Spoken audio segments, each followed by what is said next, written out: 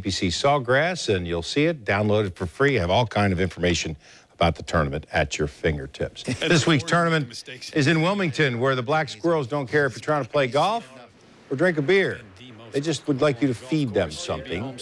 What J.B. Holmes fed them was a birdie from off of 9. Ooh, very nice, right into the bottom of the cup. 3 under after 2 rounds. Rafa Cabrera Bello for birdie. The wind was blowing like 40 miles an hour there, so you saw a lot of guys leaving putts short or just blowing away from the hole. It was a factor for sure. Watch Seamus Power, same thing. He's tied for the lead with Billy Hurley at 5 under. Second round will be completed today because of the second straight day of wind. And look how his shirt is blowing. Wind and rain there in Wilmington. They're playing it there because the PGA Championship will be at Quail Hollow in Charlotte this year. Next year, they'll go back to May, and they'll play it back at Quail Hollow. I'm Sam Kavaris, and that's the sports for now. New details coming in about Aaron Hernandez's suicide. What he wrote to his fiancée just before he took his own life. And healthcare showdown, what senators are saying about the future of President Trump's recent healthcare victory. Cancer. Live from the local station, the morning show starts now. Now at 6:30, healthcare showdown. The president may have won the battle over healthcare, but he hasn't won the war yet. His healthcare bill now faces an uphill battle and an uncertain future.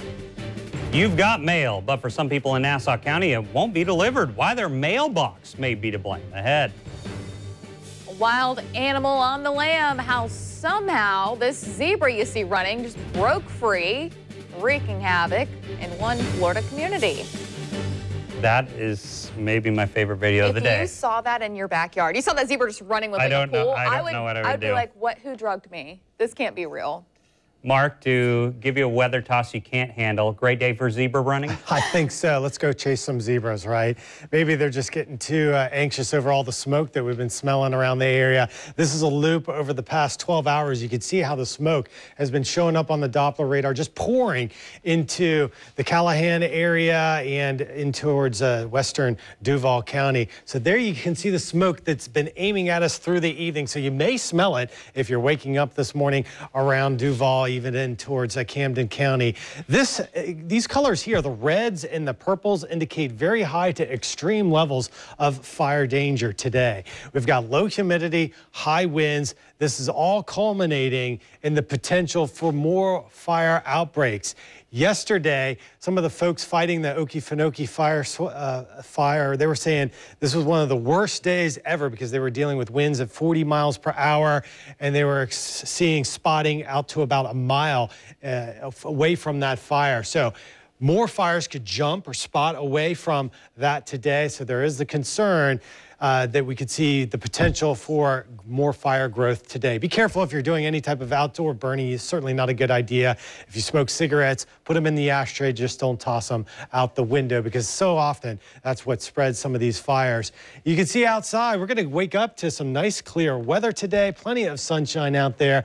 It'll be a somewhat better day for boating on the river. Winds are still going to be up, though. Tomorrow is going to be more improved. Today we'll have winds up to about 20 to 25, gusting in the afternoon.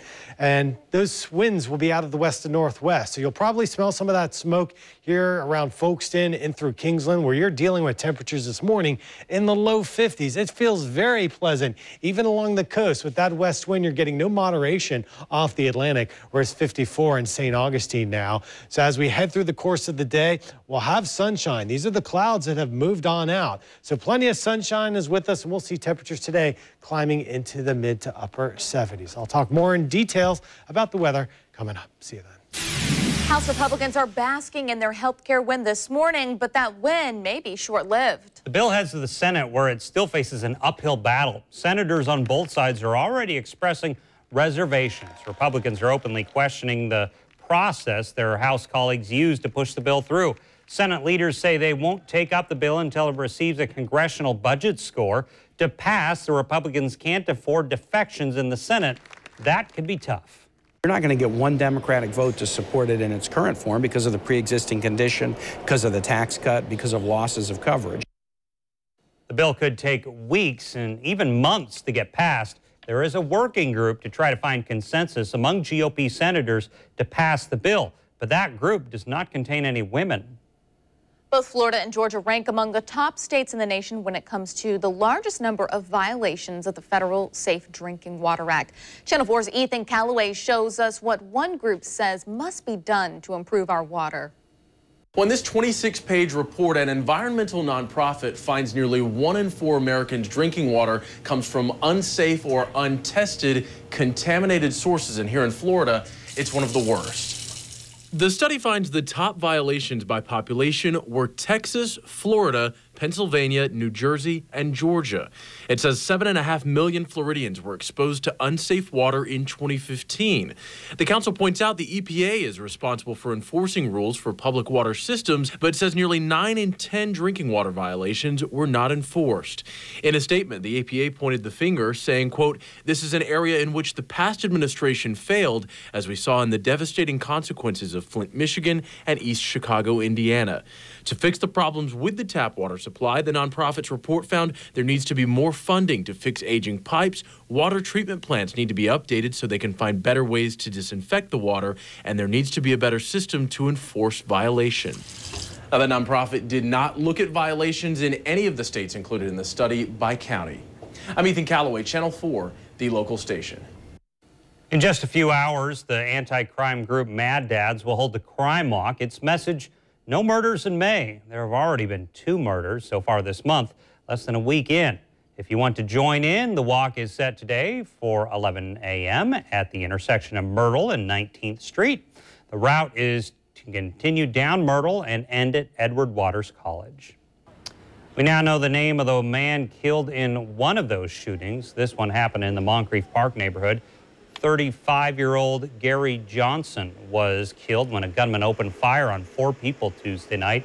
The shooting happened on West 24th Street, just 10 minutes away from a street where 5 men were shot early Sunday morning.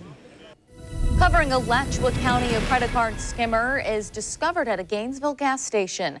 It was at the Kangaroo store off Northwest 13th Street near Northwest 53rd Avenue. We're told the management got a credit card alert from a customer and investigated the pump for tampering, and that's when this was found. If you gassed up at that location, police are urging you to check your bank account and report any fraud. And new this morning, a ceasefire is supposed to go into effect today in Syria. 4 zones would be affected. The ceasefire is supposed to last 6 months and could be automatically extended for another 6 months. Security zones will be in effect in those zones, and those zones are meant to be where civilians can live peacefully during the country's civil war. Warplanes led by the U.S. coalition would not be allowed to fly over those safe zones. Prosecutors release Aaron Hernandez's suicide note, shedding more light on the days leading up to his death. He wrote 3 letters, one to his fiancée. Hernandez committed suicide days after he was acquitted for a 2012 double murder. But there is a possible legal twist in this case. Massachusetts recognizes a legal rule called abatement. It throws out convictions for defendants who die before their appeal. Prosecutors are opposing abatement in the case, which could affect a lawsuit filed by Odin Lloyd's family for damages. A 15-year-old killed by a Texas police officer will be laid to rest today. Jordan Edwards died when he was shot in a car last weekend. The officer accused of shooting him now faces a murder charge. Officer Roy Oliver was fired after police say he violated several departmental policies. Oliver says the car Edwards was in was moving toward police, causing him to shoot. However, dashboard video shows the car driving away from cops. Oliver has since bonded out of jail.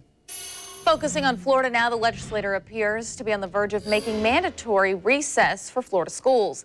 The requirement is in a sweeping package of education reforms passed by the state Senate and expected to receive final approval before the session ends. The bill would also eliminate end-of-course exams in Algebra 2 and Civics. It would push back testing dates. The education reforms would not go into effect until 2019. Here we go. Here's the video we've been waiting for. In the Tampa Bay area, a zebra escapes. Zebra, I said, wreaking havoc on a neighborhood and injuring a driver. Mark Russ first spotted the animal galloping through his backyard Friday, so he pulled out his camera and started filming. At one point, he says the zebra almost ran him over. Ross says he just couldn't believe his eyes. I thought from what I saw was like a horse, but it had stripes, so I had to, I thought I was hallucinating, but then I realized I wasn't, so I got to the edge over here. It's not a hallucination, it is a zebra, and before it was taken into custody, it ran into a man's truck, shattering a side view mirror. That man suffered minor injuries, but will be okay. It was captured and safely returned home to its owner. Oh, we love our pets, but do we really know how much little Fido is actually costing us? We break down a real cost of a pet coming up. And please, Mr. Postman, dozens of people in Nassau County waiting patiently for a card or just a letter. Why they may need to wait a minute and fix their mailboxes. That's next. Body after Covering Nassau County, checking the mail has started to become somewhat of a frustration for people living there. Postal workers no longer delivering mail to boxes that are too low to the ground. And it doesn't matter if those boxes have been up for decades. I went to Nassau County yesterday to find out exactly what the rules are. Mailbox modifications in Nassau County. Some people say they stopped receiving their mail. Yes, I got a notice through the mail saying my mailbox needed to be raised. And so I went out the next day and raised it like 8 inches. Donald Butler says after living in his home for 4 decades, he's changing something he never thought would be a problem, his mailbox. He says the new mail carrier who drives her personal car needed the mailboxes higher so she could still deliver and remain in her car. The United States Postal Service says that they have rules. In order to deliver your mail, there has to be a proper measurement. And they measure from the door to the ground. It could be somewhere between 41 inches to 45 inches. Now, this first mailbox makes the cut. They're fine at 45 inches perfectly. This other mailbox here, they're good enough too. They're within range at 43 inches. But this mailbox over here, a lot shorter, measures only 33 inches. Therefore, the post office could refuse to deliver the mail here. Yeah, got to go down a little bit. Listen here. Jay Stevens has lived in his home for 40 years and is fixing his box height after all this time with no issues. And Stephen Hickman says that he got a notice too, but fixed his box the day he got it, never going without his mail. They left a notice in my mailbox saying that my mailbox was too low and it was too far away from the road. So they said they would like it like a foot from the road and 43 inches high. If you're not getting your mail or you have a question about the regulations, you can reach out to the Yulee Post Office. We put their phone number on newsforjax.com. So glad you did this story because I would be wondering what's going on with my mail every time I go out. Yeah, well, and you know, most of the people I talked to, they got the notice and they took care of it pretty quickly after they got the notice. But I know there was a couple people out there that you know, if they didn't take care of it, they weren't getting their mail, which can be a little aggravating, but they were able to pick it up at the post office. But to my understanding, most of the people out there have taken care of that issue so far. But the one guy's like, it's been 40 years. This is the one thing I thought I would never have to change about my house, my mailbox. Well, there you go. You do. Our 5 powerful radar sweeps give you 5 times more coverage, letting you know when severe weather's coming, hours before it happens. Channel 4 is the weather authority. Some days the mailman has it easy, like today with the sunny skies, no rain to spoil the delivery. Today the temperatures are very comfortable here. We're getting a nice break and we'll probably see some of the coolest morning lows today, this morning, and tomorrow morning from what we'll see for the rest of the summer. So enjoy it here. We'll be heating up later in the week. Nice sunrise as it peaks over that marine layer out over the Atlantic, and it's 51 degrees. So this is what I'm talking about. Definitely sweater weather as you head out the door this morning. We even have a wind that's fresh out of the west at 14, so it can make it feel just a touch cooler out there. And many of us are all experiencing those lower 50s. A few spots though, like Lake City, showing up at 48 degrees. So some of the interior locations looking at those upper 40s, and we still have those blazing fires coming out from the swamp. This is the largest fire in the nation. A new fire started yesterday just to the west of Cumberland Island, and I was also seeing some up towards Brunswick, and that's the threat today. We could see new fires start. That's why red flag warnings are in effect. Now, with this westerly flow, that means smoke. Smoking, you'll be smelling it this morning. This is the plume trajectory here shown in pink.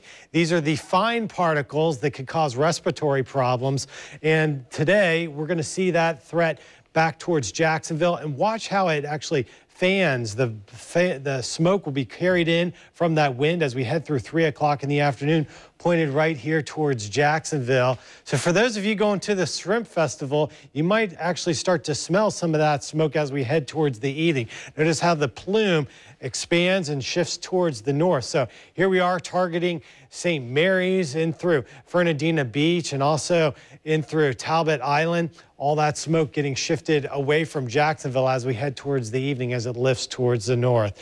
So smoke is definitely in the forecast. So is sunshine. If you're not in that trajectory, your weather looks great. We're going to have abundant sunshine today. Gusty winds, though. Speeds could approach that 25-mile range as we head through the afternoon, and temperatures which will be comfortable here through 11 o'clock, where we'll be coming out of the 50s into those low to mid 60s. And yes, it will be gusty. We'll have another reinforcing front come through this evening, and that will keep our winds mainly out of the west for tomorrow as well. But I do think tomorrow, better boating day. Late overnight, we had some showers around 10, 11, and those had moved off the coastline due to this upper level low pinwheeling around Tennessee. This is our primary front, the one that brought us about a ½ inch of rain. The rain that we got wasn't anything to put a dent in the drought. Extreme drought over central Florida. We're dealing with moderate dry conditions here over our area with severe dryness across southern Georgia. The next chance of rain Saturday, and it's not going to be much. So it looks like we're in for the long haul here without any relief in the very dry conditions. So as far as temperatures go, warming as we head through the day, but not much. 70 here at your noontime hour. So certainly pleasant conditions outside. We'll actually probably get up to about 77, 78 here this afternoon, and tomorrow getting back into the low 80s. Tonight, cool again. When we wake up in the morning, we're looking at temperatures about 51 here in town, with numbers a little bit higher along the coast. So today, looking pretty good as long as you're not dealing with that smoke. Very comfortable, low humidity, nice breezes, and temperatures cool in the morning here in the 50s before we get into that upper 70-degree range.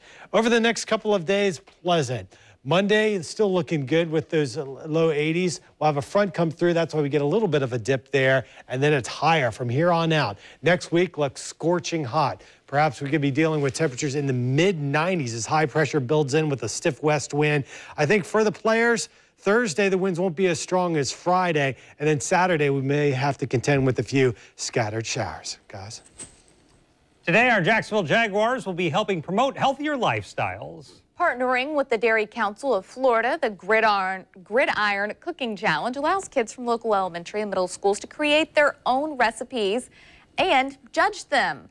It will be 4 student teams. The recipes must include dairy ingredients. Finalists will have the chance to win $2,500 prize pack for their school and 4 iPads. The event is at Everbank Field from 9 a.m. to noon. And a Positively Jack story for you now. It's one of the most asked about events that we sponsor here at News for Jacks. Shredder Day coming up in just a few weeks. Along with our partners, Family Foundations, Shred It, and FSCJ, we are giving you the chance to dispose of personal documents for free. This year, Shredder Day will be May 20th at the FSCJ downtown campus. Runs from 7 to 11 in the morning. Each vehicle is limited to 5 boxes of documents. We'll bring you more details as we get closer to the date. A very busy weekend on tap here in the River City. First, an event that can go a long way into celebrating and honoring our brave cancer survivors. How to get involved in the Hug a Survivor Festival, coming up in the next hour. And dozens of people on the south side crying foul. Their go-to grocery store shutting down, and they want to keep it from closing. What they're doing ahead at 7. But first, many of us treat our pets as members of our family, but our love for Fido may be costing us big time. Just how much it costs to have these pets, coming up. What led us? Are you thinking about owning a dog? The National Pet Owners Survey found it costs an average $1,549 to own a pet. What's the most expensive part? Surgical visits, which average $474 a pet. The least expensive purchases are the toys, which average around $47. So if you're planning to head to the pet store, make sure your bank account is ready. Ashley? And after singing goodbye last year to your favorite ABC show, could be back on its way. American Idol creators say that they have a framework for the deal to bring the show back. 2017-2018 season. It made official the show would return in March on Sundays. It comes after the show was canceled due to a drop in ratings. Simon Cowell and Ryan Seacrest are also rumored to return if things do move forward. ABC has offered no comment on the news. And Dunkin' Donuts offering a new drink to help bring in summer, and you can try it for free. Dunkin' Donuts is replacing its popular coffee colada with a new frozen coffee. The coffee chain says that it's giving away a sample size of its free frozen coffee on May 19th, and you'll also be able to customize it like you do any regular coffee. And Crayola adds a new blue to its iconic box of crayons. A scientist from Oregon State University accidentally created it, and now it needs a name. A beaver making this. Crayola introduced the new color yesterday. It goes by Yinnin for now. The new blue replaces Dandelion, which was retired from the box back in March. Crayola is giving fans the opportunity to name the new color. To vote, submit your name for ideas for its name to Crayola's website, Crayola.com. Can swearing while you work out give you an energy boost? What researchers say about using your favorite swear word while you sweat. Plus, your iPhone and iPad could be making your sunburn worse. The 5 surprising things you should avoid as you head to the beach. Next.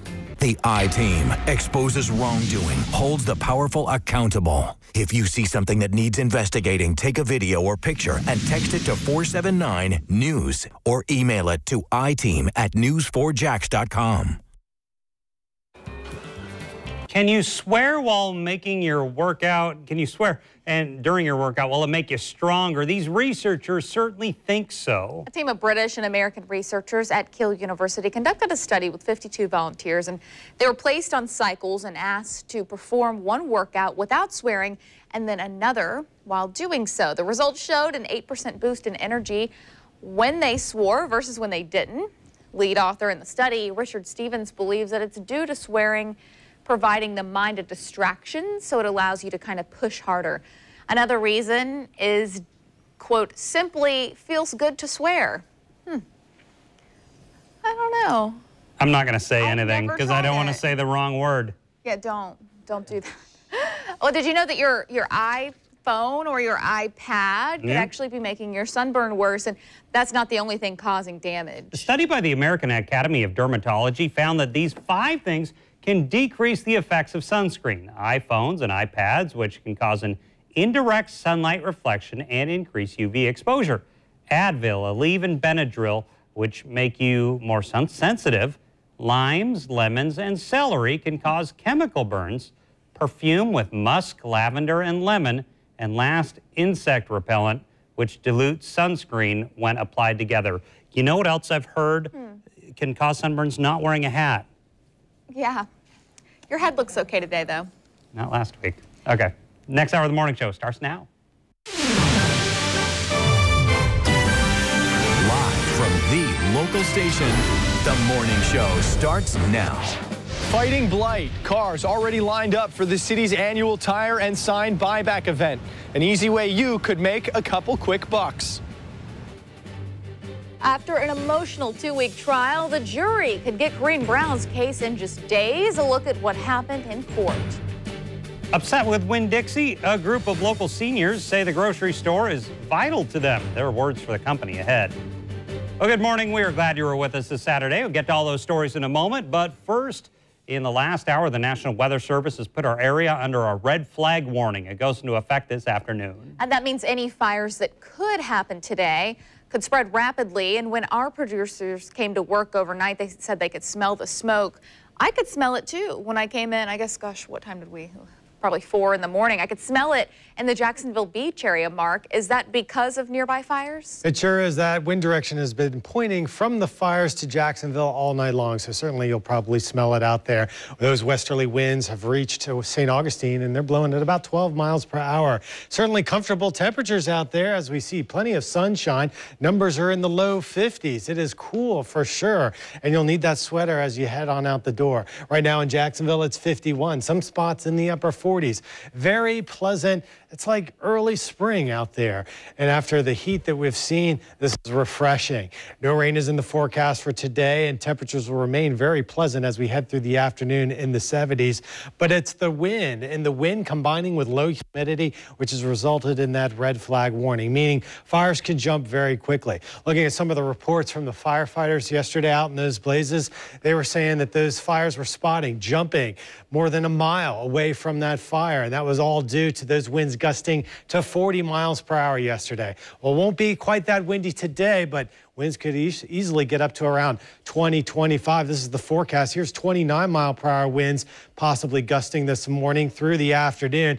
And so with the wind and the low humidity, fires could quickly ignite further and spread further as well. So that smoke will be carried into town on that westerly wind. And here you can see that northwest to westerly flow here in through the evening. Clouds departing, and we're going to have nice sunshine here today. So if you're not in that smoky area, you're just thinking to yourself, my gosh, this is beautiful weather, and it will stay that way through Sunday as well. We'll take you through the whole weekend and give you the details on the cool temperatures when I see you in just a bit. As Mark just said, it's very dry outside, which can fuel brush fires. In St. Johns County, the Forest Service is watching 3 fires started by lightning. We put together a map showing where they are burning. All of them are less than an acre and 100% contained. While the rain helped douse some of the other active wildfires in our area, it didn't bring enough. We're still under a high fire danger, and this time lapse indicates smoke will be bad in Nassau County. And right there, you're seeing some video of the opening of the Shrimp Festival. So that ought to illustrate for you that this is going to be an issue as thousands of people flock to Fernandina for this year's Shrimp Festival. However, the Weather Authority says the conditions may improve on Sunday. In Jacksonville's ongoing effort to fight blight and clean up the city, it's hosting a tire and sign buyback. Plus, you can make a few bucks at the same time. The event starts at 8 o'clock in the J lot at Everbank Field. That's where we find Channel 4's Chris Parento joining us live with what you need to know before you head that way. Chris? Ashley, a lot of people very excited about this. Some folks have been lined up since 5 o'clock this morning, wanting to be first in line and get through this line quickly and get their money quickly. You can see a lot of these cars with tires stacked up in them. They'll only be paid for 10 of them. Some of them, though, bringing many more to try to help keep the city clean. Chances are you've seen them as you drive around town. The small signs advertising something on the side of the road.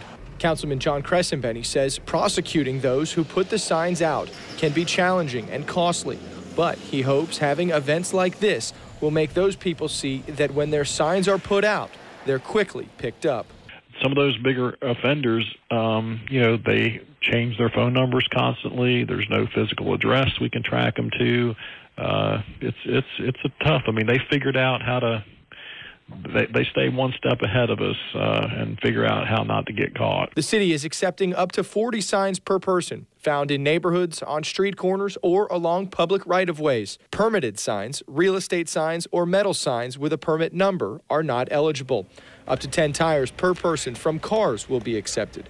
Bike tires, monster truck tires, agricultural tires, and heavy equipment tires will not. The thought is, if tires just sit there on roadsides, they become more than just a problem to look at. Tires have an inherent health risk to them when it comes to their collection of rainwater. And, when we're dealing with West Nile virus and Zika virus in Florida, rainwater, of course, is a perfect breeding ground for mosquitoes. The city will be paying people 50 cents a sign for those up to 40 signs that you bring out here today, and $2 a tire, again, for up to 10 tires. So an easy way for you to make up to $40 today from 8 to 2 out here at Lot J at Everbank Field. Live this morning, I'm Chris Parento, Channel 4, the local station. The jury in the Corrine Brown corruption trial will hear closing arguments on Monday. Once it gets the case, the waiting game for the verdict begins. When the former Congresswoman left court yesterday, she blew a kiss to our cameras. Brown also had these words for her supporters: "Pray for me." This is after an emotional breakdown on the stand yesterday. And as Channel 4's Lindsay Gardner shows us, the woman who spent more than 2 decades holding federal office now finds herself at a crossroads. Federal government spent years investigating her, ending in Brown's 2-week trial with a single goal: to put her in federal prison. Out the gate in opening statements, the prosecution painted a darker side to the politician the city had voted into office for 23 years, saying she was greedy and had a, quote, significant entitlement attitude, stealing from donors who thought she was helping children in order to live a lavish lifestyle that she couldn't afford. To prove it, they called 41 witnesses, including FBI and IRS agents who analyzed years of her financial records to prove she was living beyond her means. An extra $140,000 in cash injected into her bank accounts. Big-time donors like attorney Steve Padgett, businessman John Baker, auto dealership owner Jack Hanania, the head of the Florida Democratic Party, Stephen Battelle, who provided the use of his private jet. Then there came testimony from former Jacksonville Sheriff Nat Glover, now president of Edward Waters College, to Jacoby Pittman with the Clara White Mission. Both testified that their records don't match the charitable donations Brown claimed on her taxes. Then there was Vaughn Alexander, Brown's former employee, implicated in helping the group funnel money through her Jacksonville business. She told the jury everything she did came at the orders of Corrine Brown. Then there was the government's star witnesses, the director of One Door, Carla Wiley, and Brown's former chief of staff, Ronnie Simmons. They both took plea deals. The former lovers admitted that they hatched the plan for One Door and they both stole money. Simmons said so did Brown. Simmons told the jury that he liked the idea of using his girlfriend's nonprofit so he could have, quote, complete control. He also told the jury he had given Brown blank checks since 1993, the year after she was first elected to Capitol Hill. Simmons said Brown would also order how all of the One Door money was spent. Then Brown's defense took the stage, calling only 4 witnesses, including UNF president and former mayor John Delaney, who testified as a character witness, telling the jury Brown is brutally honest. Her defense hoping this would help prove her recollection of events was the truth. The criminal trial closed with 2 days of Brown herself on the stand, telling the jury the government's assessment of her financial history was, quote, garbage, saying her inner circle that turned on her lied to her and they all benefited. She hopes her tears and testimony will ring authentic with the jury because the alternative is her golden years in a federal prison cell. Lindsay Gardner, Channel 4, the local station. A News for Jack's legal panel tells us their best guess is deliberations will take several days, and they expect the jury to be hung on some of the charges against her. Believing there will be convictions on the tax fraud charges she apologized for yesterday. Be sure to join us tomorrow morning. Attorney Rhonda Peebles-Waters, who's not affiliated with the Brown case, will be here to share her insight into the trial. That's tomorrow morning at 8:15. So what did our legal experts have to say about the emotional breakdown? That's online on newsforjax.com/trial. Also, there are sketches of Corrine Brown on the stand. And as a 20-year-old awaits trial for shooting an undercover Jacksonville police officer, we're getting our first look at new discovery material for the case against him. Our producers have poured through 50 pages of a supplemental report. The shooting happened on March 9th last year. That's when an undercover JSO officer pulled over Kevin Rojas as the officer was taking his teenage son to school. The photos and videos appear to show key moments from surveillance video showing the purchase of the gun to photos of the shot-up vehicle. Rojas is charged with 2 counts of attempted murder and 2 counts of aggravated assaults. Covering Clay County now, a man is facing charges for shooting into a home where his girlfriend was. Police say Christian Bruce accused his girlfriend of texting other men when she says she was working on her dog breeding business. Investigators say the two got into a fight. That's when Bruce reportedly grabbed her and shook her head back and forth. The girlfriend then went inside the house and locked him out. Police say that he then knocked on the door without a response and eventually fired a shot. No one was hit. When police arrived, they say they had to use a taser on him. Bruce is facing multiple charges, including aggravated assault and battery. And 3 South Florida high school teens being hailed as heroes this morning. After doing what they had to do to save a man. An amazing rescue caught on camera. Beautiful start to our day out there. Plenty of sunshine and sweater weather. That is something we haven't felt in a while. How long will the cool weather last? We'll find out in my forecast. But first, some area seniors upset with Winn-Dixie. Their message to the supermarket next. Harold and Harold is a person. Hundreds of senior citizens are upset with Winn-Dixie. The seniors live in a housing complex across the street from the store on Beach Boulevard, which is closing, and they say it's the only store they can walk to. Residents of the Madison Manor Senior Citizen Housing Complex say that the store is vital to them because it is close enough for them to walk or use their motorized wheelchairs to get to. And when the store closes next month, many of them are going to have to rely on taxis or Ubers to get to the nearest grocery store. I don't know what we're going to do. I worry about the people that don't have anybody, and we don't have the money to pay for a cab. We're all, as you know, on a fixed income. And I just wish that Winn-Dixie would understand that we need them. Residents at that housing complex have begun to petition to keep the store open. Got on camera, 3 Florida high school seniors rescue a man who drove into a lake. It happened at a park in Hollywood yesterday. The teenagers were there celebrating their senior day when they heard a huge splash. They rushed over and pulled the driver out just seconds before the car went under. According to police, the man was trying to commit suicide. The teens say getting him out was not easy. We both put our feet on the door and stuff and ripped the door open, and we finally got it open, and then we were taking him out, and the car just started going. We finally got him out. So I started pushing him to the mangroves, and then when he has his hands caught, I can see he's fine. That's when we all got out of the water, when he was okay. 2 small dogs were also inside the car. The boys couldn't get to them. 1 dog died. Amazingly, the other survived.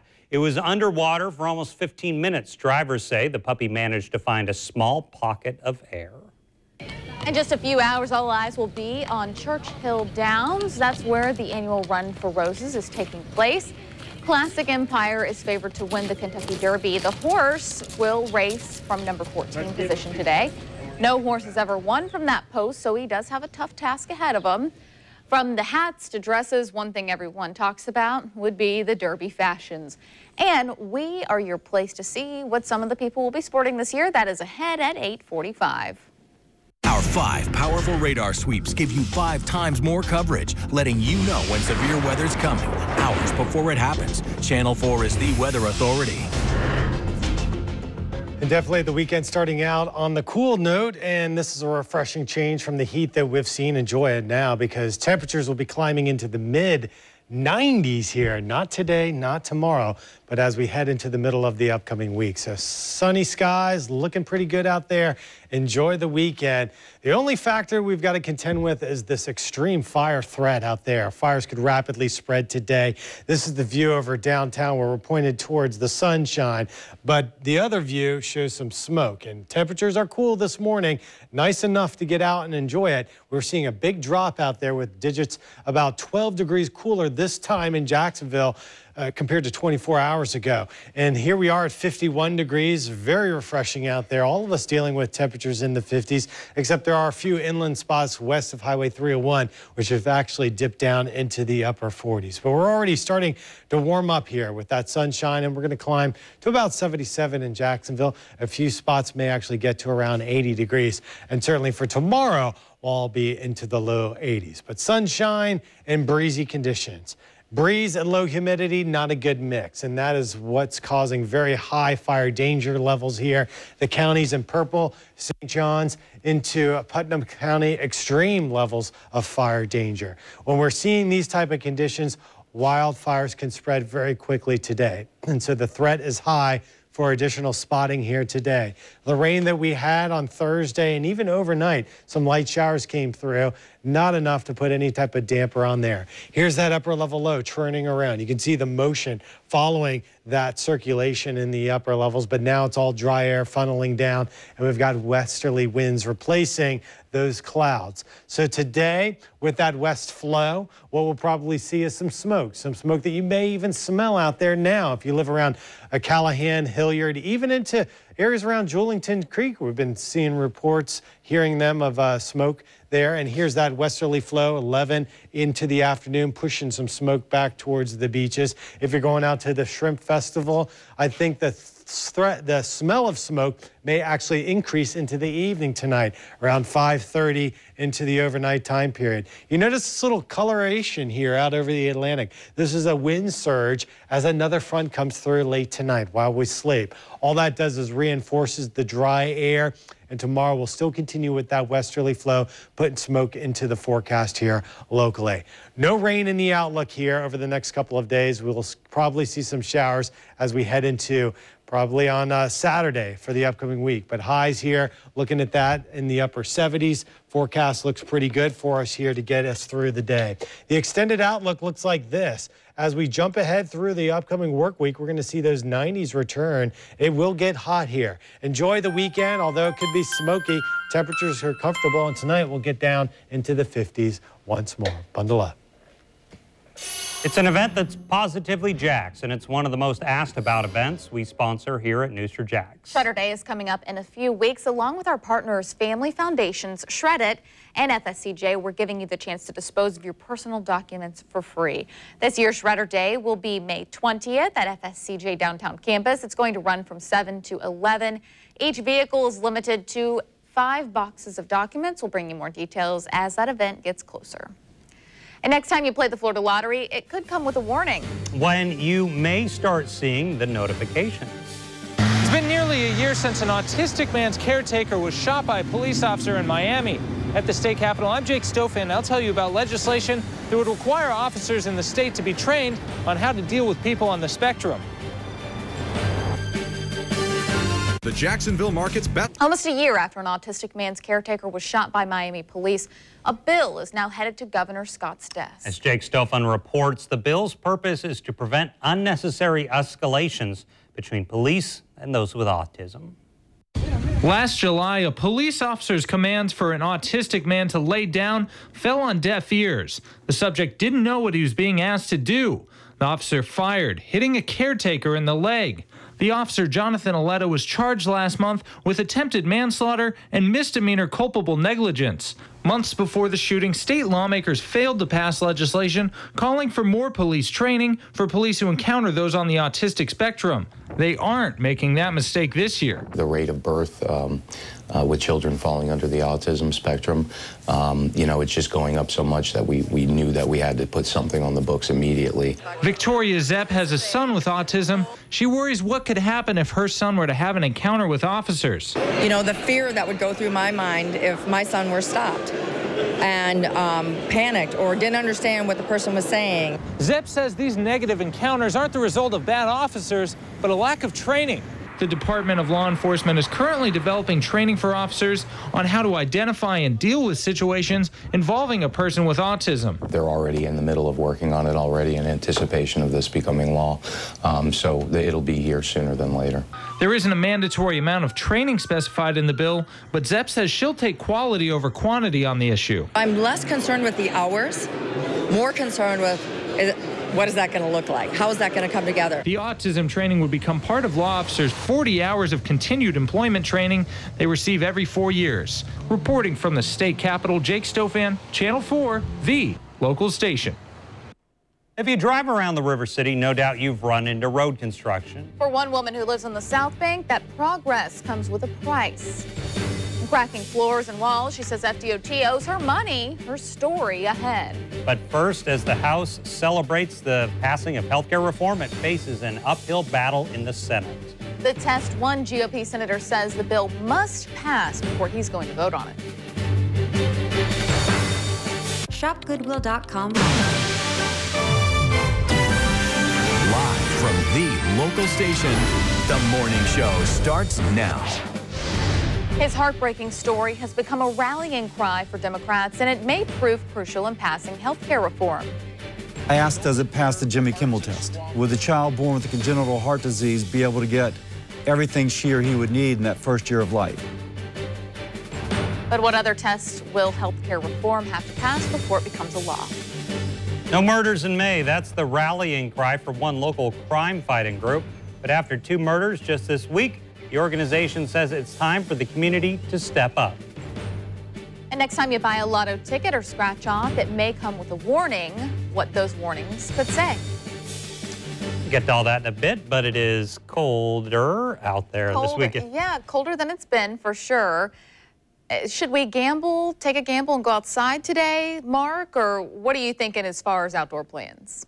Well, from my perspective, even if it's raining, go outside and enjoy the day. We're looking at a weekend here, so of course, enjoy the time out. Now, if you're going out and you live in Callahan, Hilliard, there is some smoke in the air. Some of us have even smelt the smoke as far south as Jacksonville this morning. Air quality, moderate in and around those areas closer to those fires. That's the real concern today.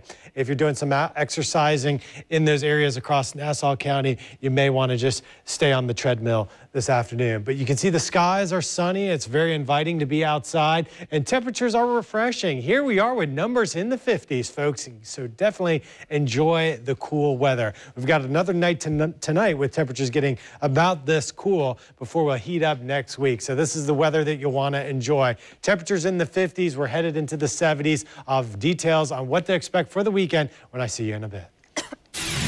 Now that the Republican health care legislation has been passed by the House, the road ahead can only be described as uphill.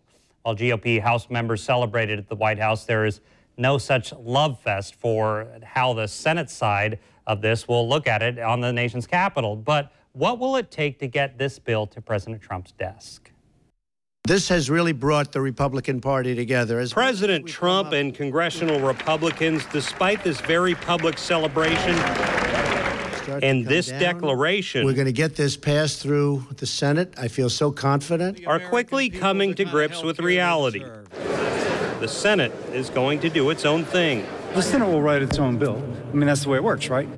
Senate Republicans will need at least 50 of the 52 GOP senators to sign on to a final bill for it to pass the chamber, but so far, many are cold to the very proposal.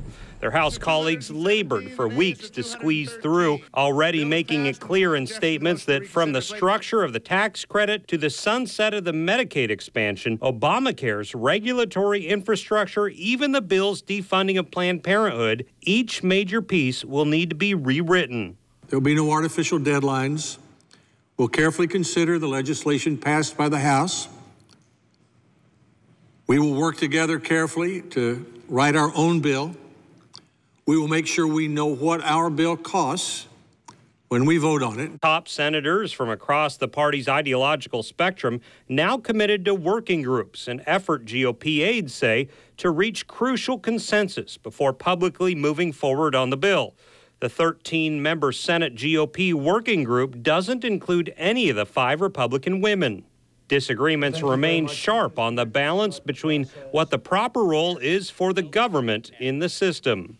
No parent should ever have to decide if they can afford to save their child's life. With one GOP senator even citing what has become a Democratic rallying cry. Let's stop with the nonsense. From late-night talk show host Jimmy Kimmel as his metric for care. I asked, does it pass the Jimmy Kimmel test? Would the child born with a congenital heart disease be able to get everything she or he would need in that first year of life? Some Republicans have isolated their biggest problems with the bill, namely that it weakens protections for Americans with pre-existing conditions and reduces funds for the Medicaid program for the poor. And a reminder, you can keep track of all healthcare news online at news4jax.com. You can sign up for e-newsletters. Just visit news4jax.com and you can sign up for any day you prefer. Anytime you prefer, excuse me. Yeah, and in just a few hours, local crime-fighting group Mad Dads will be having a walk it calls No Murders in May. So the group hoped it could be free from any unnecessary death leading up to Mother's Day. But just this week, Two men, 33-year-old Brian Mason and 35-year-old Gary Johnson, were both shot and killed. Johnson was one of 4 people shot Tuesday night at a home on West 24th Street. Mason was killed near the intersection of 9th and Market Streets. Mad Dad's President Donald Foy says it's time for the community to act.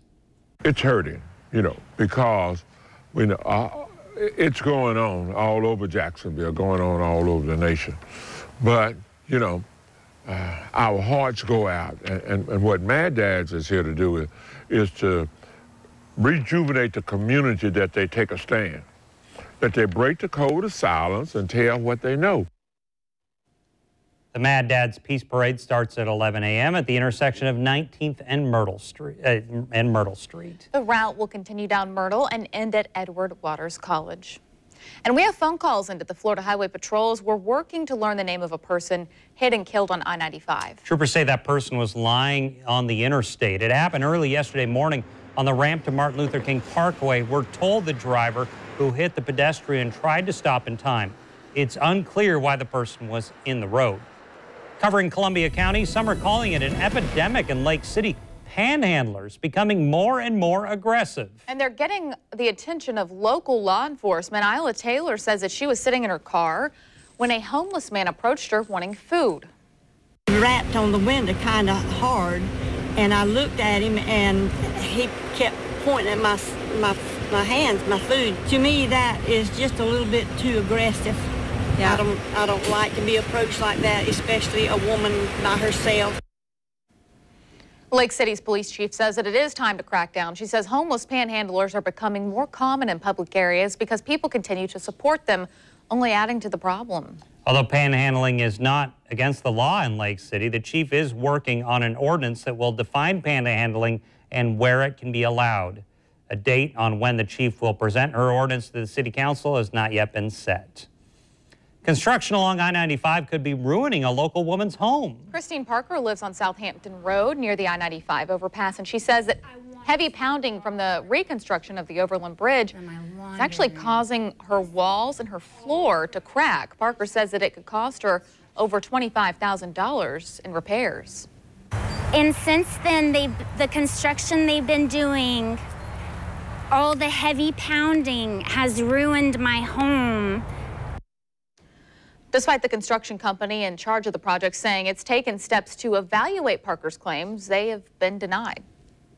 You may start seeing warnings before you play the Florida lottery. A bill is headed to the governor's desk that would require warnings about the addictive nature of the lottery and scratch-offs and other games. If it's signed into law, the warnings will begin next year. And a smoky morning in certain parts of our area. We are monitoring the latest conditions for you. Mark Collins joins us with another look at your weekend forecast ahead. But first, a free event honoring cancer survivors. In less than an hour, the Ackerman Cancer Center will host a 3rd inaugural Hug a Survivor Festival. More on the event next. Here's this week's ViStar All-Star Athlete. The competition at Stanton, is it more fierce in the classroom or on the athletic field, do you think? Oh, I would say it's equal, but it's not the type of competition where you're really tearing at the person ahead of you. It's really just an encouraging environment. Like me and my friends, when it comes to test grades, we'll tease each other if somebody does better than the other, but really it just pushes us to do better, not for the sake of being better than the other person, but just being the best that we could possibly be. Yeah, so what's the competition? Is it against the other people in class for the grade? Is it against yourself, or is it against the standard that you know exists that you want to try to achieve? Mostly it's for me against myself, because I want to make sure that I'm constantly improving, because for the other people, like especially in swimming, you just want to swim your own race. You know, you can't get too caught up with what the person next to you is doing. So I kind of apply that to academics too. So I make sure that I'm really just making sure that, of course I want to be the best out of everyone else, but one of the ways to do that is just to improve myself constantly. One of the things that I really love doing is coaching, swimming too. So with Landon Middle School, I'm one of the assistant coaches, and really it's about motivating the swimmers that they can really do their best at what they're doing. And also, a lot of times it's not just staring at that black line, but how fast you're moving. I mean, it's just like running. Like you would think running's pretty boring, but the faster you run, the, I guess, more exhilarating it is. Right. So. Will, congratulations. You're our all-star athlete from Stanton Prep for outstanding achievement in athletics, academics, and community service. Presented on this day and signed by me with a great seal of Channel 4. Congratulations. Yes, thank you very much. Are nearly 11 million cancer survivors living in the United States today, and today is your chance to honor and celebrate those who have survived the diagnosis. In less than an hour, the Ackerman Cancer Center is going to host their 3rd annual Hug a Survivor Festival. Joining us now, Dr. Scot Ackerman. Thank you for coming on. And then we have a cancer survivor here, R.B. Juneau. Thank you so much for joining us and sharing a little bit of your story. And you said, you know, the biggest part of surviving cancer is support, and that's what this event sounds like, getting that hug, getting that support. Yes, that's exactly right. And in my opinion, the support, no matter where you get it, in my case, I got it from his clinic. I received it from my family. And let me just give credit to my wife of over 50 years. Not only has she been an excellent wife for 50 years, but she's been my rock. She's been there from day one. And if I feel like I'm not 100% myself, I can look at her and I feel a lot better. But also I have support from all my family, my kids, my neighbors, friends, you name it. So, and let me just say, I owe my life to this gentleman and his clinic. Okay. Dr. Ackerman, it is not just him feeling good for, you know, just any reason. It is actually proven to help to have that support system, correct, when you have a cancer diagnosis? Absolutely. We believe that cancer survivorship begins at the initial diagnosis of cancer. So once you're diagnosed, you're a survivor from then on. And the support and education that you get throughout your cancer journey, through diagnosis, through workup, through treatment, and then survivorship afterwards, and things that happen after you go through treatment, are all very important for a patient. And this event and what we do is all part of that whole continuum. We call it Hug a Survivor because sometimes when you are dealing with someone, when someone has cancer, you don't quite know what to say. So just a hug is a nice thing, just to give them some support and make them feel good. It is definitely difficult sometimes. You don't know the words to say because there's nothing that, you know, you can do a lot of times, but just that hug and that support. And something we were talking about too, because he is a prostate cancer survivor, and we're so happy that you are and that you're in remission. But you said one of the biggest parts was getting into the doctor too. And we want to encourage people not just to support those who have it, but go to the doctor and get yourself checked. Absolutely. Early diagnosis is the key to cure. Prostate cancer, like Mr. Juneau has, he was diagnosed because he had a blood test that showed there was elevation of his prostate, the PSA, prostate-specific antigen. And these things that we could do, mammography, colonoscopy, PSA test, all to diagnose cancers early, the more common cancers, are really the key to early diagnosis and hence the key to cure. And back to the hug idea, are there certain things that people said to you that kind of made it more difficult? I mean, sometimes not having words is a better option, right? Right. Yeah. Ashley, you're exactly correct. For me, what Hug a Survivor represents is, this will be my second Hug a Survivor. The very first one, I was hesitant. I was reluctant. I didn't know what to expect.